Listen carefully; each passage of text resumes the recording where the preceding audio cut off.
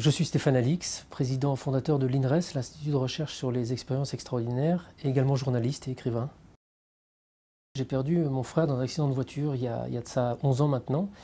Et c'est un événement qui a pour moi été vraiment un choc important. J'étais journaliste à ce moment-là, journaliste d'investigation, je travaillais sur des conflits, sur des questions de société, le terrorisme et des choses comme ça.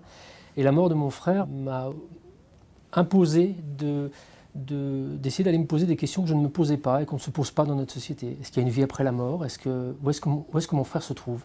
Et en fait, dans notre société occidentale, on est laissé à l'abandon avec ces questions-là. On a soit la religion si on est croyant, mais si on veut avoir un abord laïque de ces questions, il n'y a rien. Il n'y a rien, il y a plutôt une espèce de déni systématique de toute volonté de vouloir se les poser.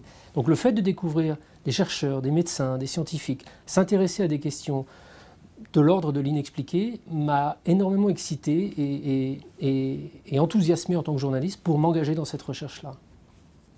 L'idée de cette collection, c'est de réussir à proposer au grand public des repères clairs, précis, rigoureux sur des questions comme la fin de vie, le sixième sens, les guérisseurs, voilà des questions qui sont très difficiles d'abord quand on s'y intéresse mais qu'on n'est pas préparé à débroussailler un petit peu ce qui peut exister. Le format livre permet vraiment de rentrer dans la science qui est derrière ces phénomènes, dans l'expérience humaine qui est derrière ces phénomènes, dans l'expérience de vie par exemple des guérisseurs pour les livres sur les guérisseurs, des petites subtilités qui donnent justement toute la densité, toute la réalité de ces phénomènes.